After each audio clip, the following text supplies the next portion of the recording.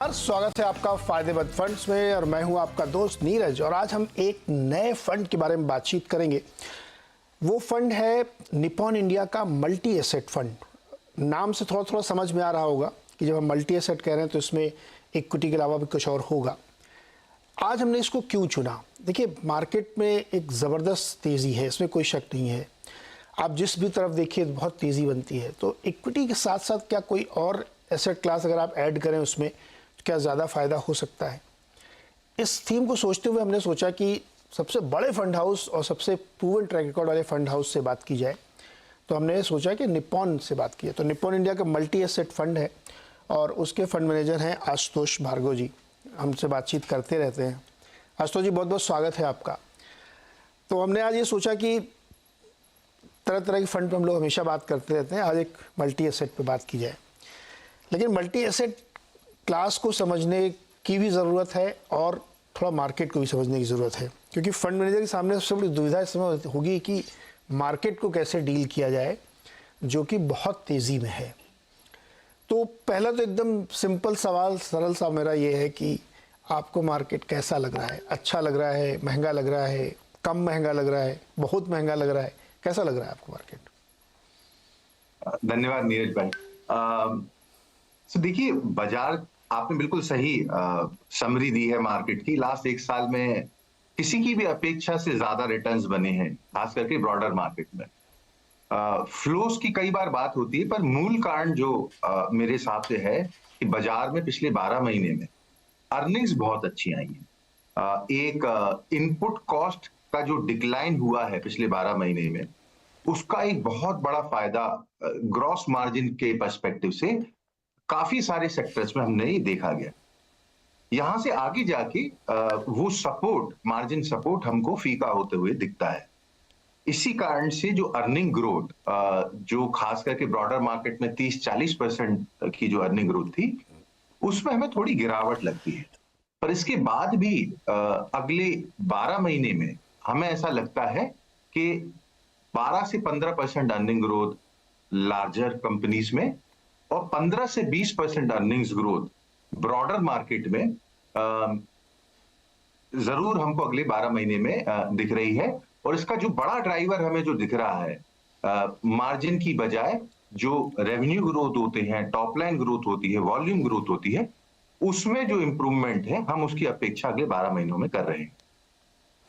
तो आप ये कह रहे हैं कि जो कि इनपुट कॉस्ट कम हुई थी इसलिए मार्जिन एक्सपेंड भी हुए। अब क्या आपको थोड़ा थोड़ा लग रहा है कि इनपुट कॉस्ट बॉटम आउट हो रही है? जी, डेफिनेटली इनपुट कॉस्ट का जो पूरा बेनिफिट है वो दिसंबर तिमाही में और जो अभी जो तिमाही चल रही है, जनवरी से मार्च तिमाही, मैक्सिमम बेनिफिट आपके मार्जिन्स में अभी तक आ जाएगा। इसके बाद वो सपोर्ट इंक्रीमेंटल बेसिस पे नहीं रहेगा और वहां से जो डिफरेंट बिजनेसेस की जो खुद की जो स्ट्रेंथ्स हैं, जो बाकी के जो डिमांड ड्राइवर्स हैं, कंजम्पशन के, एक्सपोर्ट्स के, इन्वेस्टमेंट्स के, उनका हमको रिफ्लेक्शन रेवेन्यूज पे देखना पड़ेगा। और रेवेन्यू यहां जाके बड़ा ड्राइवर होगा बजाय मार्जिन्स के। ओके। तो आशुतोष भाई, फिर एक जैसा ना एक अज्ञात सा भय है लोगों के मन में। इन्वेस्टर से बात करो तो चूंकि ऐसी तेजी उन्होंने कभी देखी नहीं थी। जब ये बात मैं कह रहा हूँ तो मैं बहुत सोच के कह रहा हूँ। 2008 की रैली हो या कोविड के बाद की रैली हो और या इस समय की रैली में जो पार्टिसिपेंट्स हैं मार्केट के, वो इससे पहले उन्होंने कभी इस तरह का चमत्कार नहीं दिखाया था। और बीच बीच में एक आध बार लोग डराते हैं, एक आध रिपोर्ट्स आती हैं कि बहुत महंगे, तो एक हल्का करेक्शन होता है और फिर बहुत तेज़ी से स्प्रिंग बैक करते हैं वो। तो ये जो एक अज्ञात भय है, क्या वो सच है भय या नहीं? ऐसे ही धीरे धीरे छोटे छोटे करेक्शन हो सकते हैं बीच बीच में, लेकिन मार्केट अभी ऐसे ही चलता रहेगा? करेक्शन तो पार्ट एंड पार्सल है। 10% का करेक्शन ऑन एन एवरेज साल में 2 बार, पिछले 20 साल का आप डेटा उठा लें, आता है। मुख्य बात यह है, जो कई लोग ये भूल जाते हैं कि पिछले 5 साल में पहले NSE 500 या BSE 500 का जो मुनाफा था वो 4 लाख करोड़ का था और आज वो मुनाफा बढ़ के 14 लाख करोड़ हो गया है। तो मार्केट कैप इंडिया का बड़ा है, पर मुनाफे में भी 3 गुने से ज्यादा की वृद्धि हुई है। इसलिए जो वैल्यूएशन है वो उतने नहीं बड़े हैं जितना हमको बाजार के भाव देख के एहसास होता है कि बाजार महंगा है। मुख्य बात यह है कि आज जो हमारे कॉर्पोरेट सेक्टर का जो बैलेंस शीट है, जो आज लिवरेज सिचुएशन है, वो पिछले 20 साल में सबसे बेहतर है। आज पूरी बैलेंस शीट क्लीन है। एक नए इकोनॉमिक साइकिल, नए केपेक्स साइकिल के हम कस्प पे खड़े हुए हैं। और उस कॉन्टेक्स्ट में मुझे ऐसा लगता है, जब प्रॉफिट टू जीडीपी रेशियो हमारा बढ़ रहा है, वैल्यूएशन अपने आप में कोई बहुत बड़ा घबराने वाला कारण नहीं होना चाहिए। करेक्शन आते रहेंगे। रिटर्न एक्सपेक्टेशन पिछले 12 महीने के कंपैरिजन में डेफिनेटली मॉडरेट होनी चाहिए, बट कोई बड़े घबराने की बात हमें नहीं लगती है, अनलेस कहीं हमको चुनाव से रिलेटेड या ग्लोबल इन्फ्लेशन या इंटरेस्ट से रिलेटेड कोई झटका लगे। उसके भी चांसेस हमारे बेस केस में काफी कम है। तो बड़े घबराने की जरूरत नहीं है, बट थोड़ी सी एक्सपेक्टेशन अपनी कंट्रोल में रखें और मॉडरेट कर लें। तो ये जो करेक्शन बीच बीच में आते हैं ना, कि बेसिकली सेक्टोरल चर्निंग हो सकती है या स्टॉक चर्निंग हो सकती है कि भाई वो बहुत महंगा हो गया था तो चलो इसमें से थोड़ा कर लिया, लेकिन बेसिक जो सिस्टमिक इशू नहीं है। लेकिन आपने एक बड़ी इंटरेस्टिंग बात कही कि इलेक्शन रिलेटेड या ग्लोबल या रेट, कुछ भी जियोपॉलिटिकल कुछ भी हो सकता है। तो रोज़ सुबह जब आप लोग ऑफिस आते होंगे तो अपने रिसर्च टीम के साथ बैठ के एक पॉइंट जरूर डिस्कस करते होंगे, अपने सामने वाले बोर्ड पर लिख देते होंगे कि यार ये वाला जो रिस्क है ना, ये सबसे बड़ा है, यहाँ से लेके अगले 6-8 महीने तक की। वो एक रिस्क क्या है जो आपको लगता है कि इलेक्शन से डरना चाहिए, कि रेट से डरना चाहिए, कि जियोपॉलिटिक्स से डरना चाहिए, कि क्रूड से? एक रिस्क आपको क्या लगता है मार्केट के लिए जो सबसे आपको कंसर्न करता है, आपकी टीम को कंसर्न करता है? इसमें कोई दो राय नहीं है कि सब रिस्क में सबसे बड़ी रिस्क अभी बाजार के सामने है आगामी जो जनरल इलेक्शंस हैं। उससे बड़ी कोई रिस्क नहीं है, क्योंकि अगर आप बाजार का इंटरनल्स भी देखें, पब्लिक सेक्टर ड्रिवन ये रैली हुई है, केपेक्स ड्रिवन ये रैली हुई है। किसी भी कारण से, अगेन ये हमारा बेस केस नहीं है, किसी भी कारण से उसमें कुछ घबराहट आती है या परिणाम अपेक्षा स्वरूप नहीं आते हैं, मुझे लगता है इसका बहुत बड़ा दुष्परिणाम होगा मार्केट पे। ऑयल प्राइसेस, फेड, ये सब कोई मीनिंगफुल रिस्क नहीं है, क्योंकि बाजार का सबसे बड़ा ड्राइवर है लोकल रिटेल इन्वेस्टर का उत्साह, उनकी एनिमल स्पिरिट, और खराब चुनाव परिणाम इसको काफी हद तक अफेक्ट कर सकते हैं। तो वो सिंगल बिगेस्ट रिस्क है मेरे हिसाब से। और जिस पे आप लोगों की नज़र बनी हुई है, और बहुत सारी चीज़ें तो मार्केट खैर डिस्काउंट भी कर रहा है, जिस तरह का उत्साह हम लोग पॉलिटिकल सर्कल में देखते हैं वो भी एक बहुत अलग कहानी। खैर वो नो डाउट कि एक रिस्क है तो है, अब क्या होगा पता नहीं, हम लोगों को देखेंगे 2-3 महीने बाद वो आएगा। अब आते हैं फंड पे। तो मल्टी एसेट फंड में किसी इन्वेस्टर को क्यों पैसे लगाने चाहिए, ये आप समझाइए। नीरज भाई, सबसे बड़ी जो चीज है, हम बाजार को शॉर्टर टाइम फ्रेम्स में देखते हैं तो एक लंबी हिस्ट्री को हम कई बार भूल जाते हैं। अगर आप थोड़ा व्यू 10-20 साल का करें तो हमने ये पाया है कि जो एसेट क्लासेस की जो लीडरशिप है, जो रिटर्न लीडरशिप है, वो चेंज होती रहती है। तो कई साल ऐसा होता है कि फिक्स्ड इनकम इक्विटी को आउट परफॉर्म करे, और ये 2-3-4 साल तक चल सकता है, या इक्विटी गोल्ड या फिक्स्ड इनकम को आउट परफॉर्म करता है, जैसे हम 3 से 4 साल में देख रहे हैं, वो सिचुएशन आती है। पर हर एसेट क्लास की एक साइकिल होती है, उसकी लीडरशिप चेंज होती रहती है, और उस लीडरशिप जब वो चेंज होती है, अगर आप किसी एक पर्टिकुलर एसेट क्लास में रह जाते हैं तो उसमें आपका जो रिटर्न है, जो आपका long term return goal planning है, उसमें डेफिनेटली आपकी जर्नी खराब हो जाती है। तो डिफरेंट एसेट क्लासेस में इन्वेस्ट करने से आप उस रिस्क को कंट्रोल करते हैं, और उस टेक्निकल टर्म उसका होता है डाइवर्सिफिकेशन। तो एसेट लोकेशन डेफिनेटली हमको रिस्क को डाइवर्सिफाई करने में, जो हम लॉन्ग टर्म गोल को अचीव करने की जो हमारी जर्नी है, उसको स्मूदन करने में सहायक होती है। जी, तो आशुतोष जी, फिर अपने इसी फंड की बात करते हैं, निप्पॉन इंडिया के। इसमें जो एसेट एलोकेशन आपने किया, डाइवर्सिफिकेशन किया, वो कैसे किया और क्या क्या किया है? देखिए, इसमें हमने नाम के अनुसार 3 से 4 डिफरेंट एसेट क्लासेस का समावेश किया है। इक्विटी बीइंग सबसे अच्छा जो एसेट क्लास है पिछले 10, 15, 20, 30 सालों में, उसका वेट हमने सबसे ज्यादा रखा है। बट इक्विटी के अंदर हमने इस चीज का ध्यान रखा है कि इंडिया के बाहर भी एक ऐसा प्रॉफिट पूल अवेलेबल है जो कि इंडिया की जो कंपनीज हैं जो मुनाफा कमाती हैं उससे काफी डिफरेंट है। तो कुछ हद तक उसमें ग्लोबल इक्विटीज को भी हमने मिलाया है। उसके साथ साथ कमोडिटीज जो एक बहुत डाइवर्सिफिकेशन में एक बहुत अहम भूमिका निभाते हैं, खास करके गोल्ड, उसका हमने इसमें इंक्लूजन किया है। Last but not the least, fixed income जो एक सॉलिड एंकर प्रोवाइड करता है पोर्टफोलियो को, उसको मिला के हमने इन 4 asset classes, domestic equity, international equity, gold led commodities and fixed income, इनको मिला के इस मिश्रण को एक्टिवली रन करके हम इसमें अच्छा डाइवर्सिफिकेशन और मीडियम टू लॉन्ग टर्म में बेहतर रिस्क एडजस्टेड रिटर्न देने की कोशिश करते हैं। तो ज़्यादातर आपका इक्विटी में रहता होगा, मेरे ख्याल में 60-70% तो इक्विटी में ही डालते होंगे। जी, इसमें जैसा मैंने बताया 2 पार्ट में डिवाइड किया है। 50% पूरे एयूएम का डोमेस्टिक इक्विटी में जाता है, जिसमें लार्ज और मिड कैप कंपनीज पे खासा ध्यान रहता है। उसको हम एक्टिवली रन करते हैं।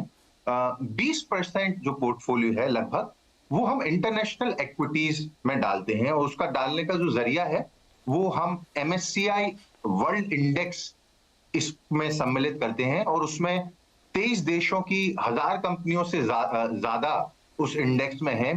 तो best of the global companies, बड़े बड़े जो ग्लोबल ब्रांड हैं, टेक्नोलॉजी कंपनीज हैं, उसमें आपको उस प्रॉफिट पूल में पार्टिसिपेट करने का मौका मिलता है। तो कंबाइंड बेसिस पे इक्विटी 70% होता है। यहाँ पे एक छोटा सा ब्रेक लेंगे, और जब ब्रेक से वापस आएंगे तो कुछ सेक्टर्स पे बात करेंगे कि इस वक्त कौन सा ऐसा सेक्टर है जो आउट परफॉर्म कर सकता है मार्केट को। स्वागत है आपका फायदेमंद फंड्स में, और आज हम बातचीत कर रहे हैं Nippon India multi asset fund के बारे में, जिसमें इक्विटी के अलावा कमोडिटी और डेट का भी समावेश होता है। क्रूड पे अभी क्या व्यू है आपका? जी, हमें ऐसा लग रहा है इस पॉइंट पे यहाँ गोल्ड क्रूड स्टेबलाइज हो जाएगा। उसमें काफी गिरावट ऑलरेडी आ चुकी है, पर चूंकि ग्लोबल डिमांड एनवायरनमेंट वीक है, सप्लाई साइड से जो भी कटौती हो रही है, उसकी बावजूद भी ऑयल प्राइसेस नहीं बढ़ रहे हैं। तो हमें लगता है ब्रॉडली ये जो रेंज है 75 से 85-90 डॉलर के बीच में ऑयल आने वाले कुछ हफ्तों से महीनों तक यहाँ पे ट्रेड करना चाहिए। 75 से 85-90 के बीच में ट्रेड करना चाहिए। अच्छा, वापस आते हैं इक्विटी पे।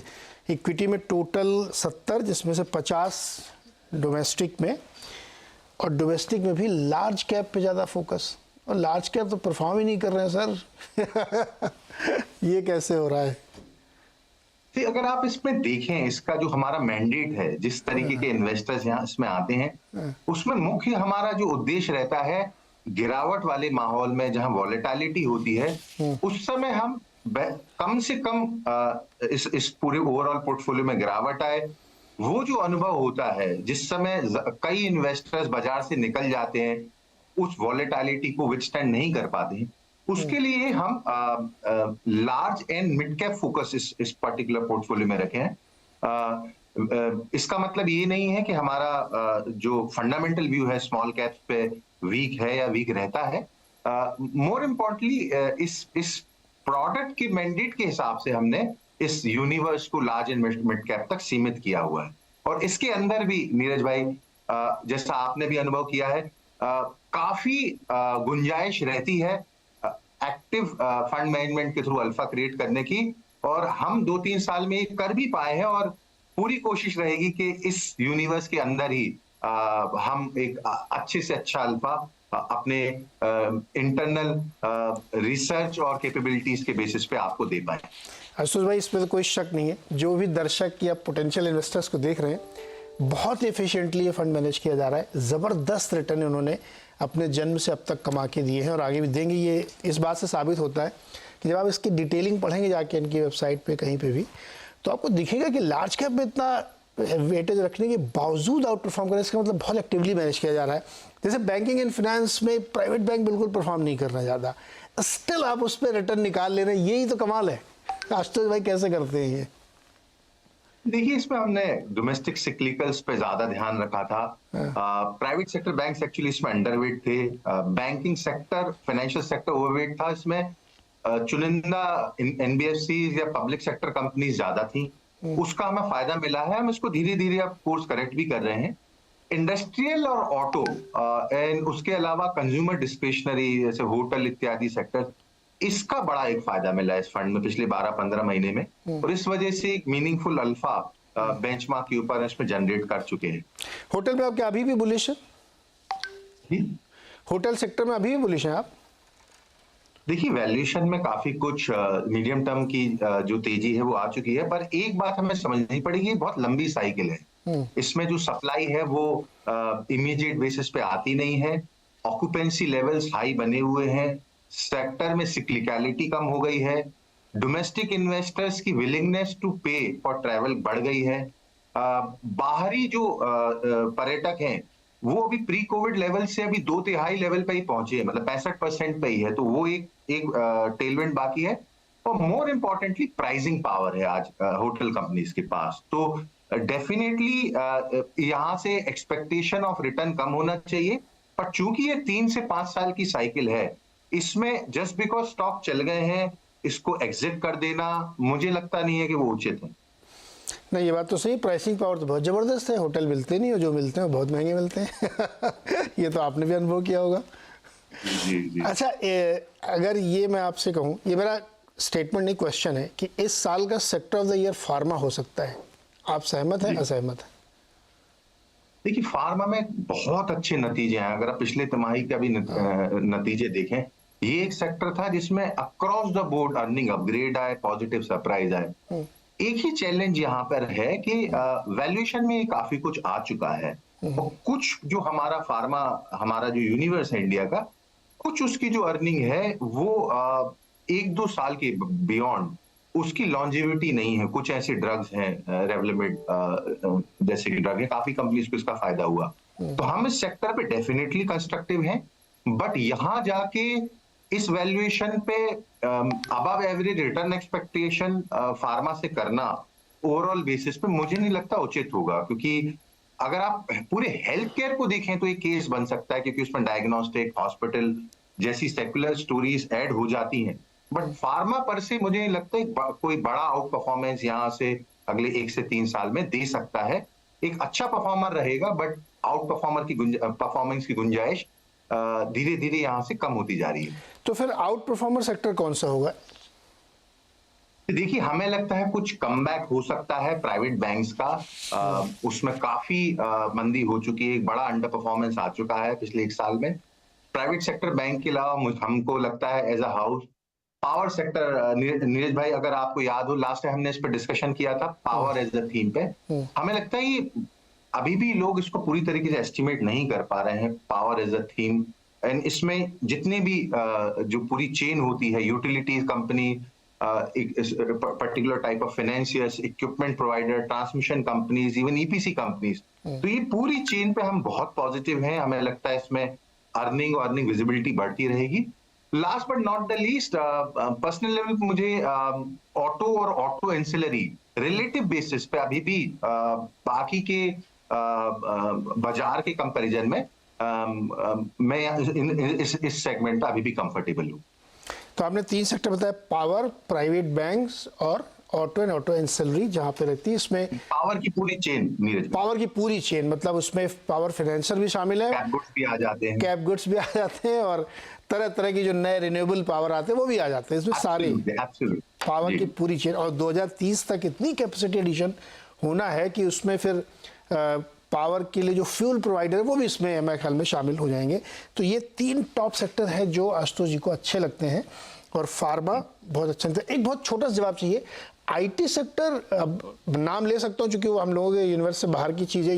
एनवीडिया ने क्या तूफानी रिजल्ट पेश किया, और गाइडेंस उससे भी अच्छा पेश किया, बट हमारे यहाँ आईटी उतना अभी दमदार नहीं चल रहा है।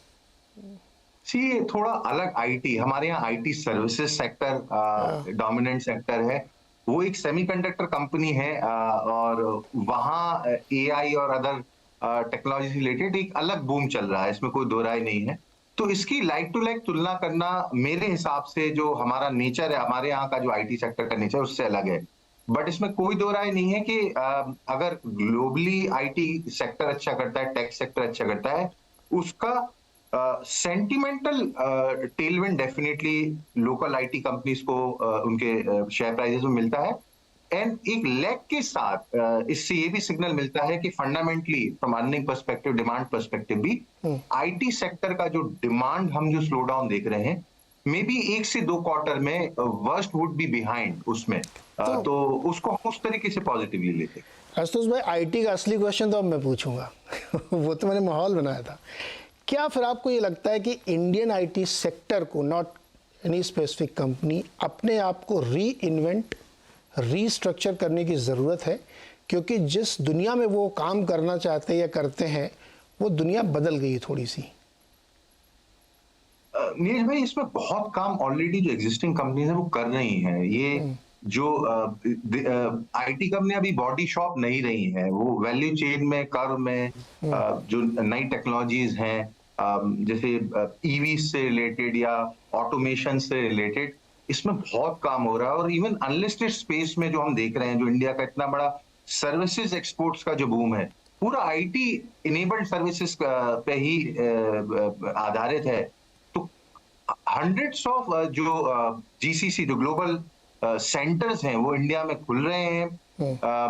डेफिनेटली इंडिया में design capabilities, talent pool, cost arbitrage, I think ये सब पॉजिटिव्स अवेलेबल हैं। और इंडियन एग्जिस्टिंग आईटी कंपनीज पे खासा ध्यान दे रही हैं। और इनका जो अर्निंग का जो मिक्स है वो ईयर आफ्टर ईयर चेंज होता जा रहा है। तो ये ग्रेजुअल प्रोसेस है।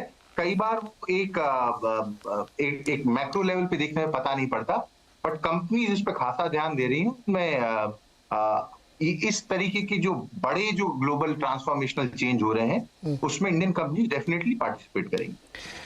बहुत इंटरेस्टिंग, और समय लगेगा लेकिन हो जाएगा। आशुतोष जी, बहुत शुक्रिया। और दर्शकों जो उन्होंने शो देखा कि मल्टी एसेट में पैसे डालने के क्या फ़ायदे होते हैं, और इस फंड का रिटर्न इस बात की गवाही देता है। और अगर आशुतोष जी जैसे बहुत ही एक्टिव फंड मैनेजर हैं, तो फिर लार्ज कैप ना भी चले तब भी पैसे कमा के आपको दे ही देते हैं। बहुत बहुत शुक्रिया सर हमारे साथ जुड़ने के लिए। आज के शो में इतना ही। अगले हफ्ते एक और फंड मैनेजर और एक और फंड से आपकी मुलाकात कराएंगे। आज के लिए इतना ही।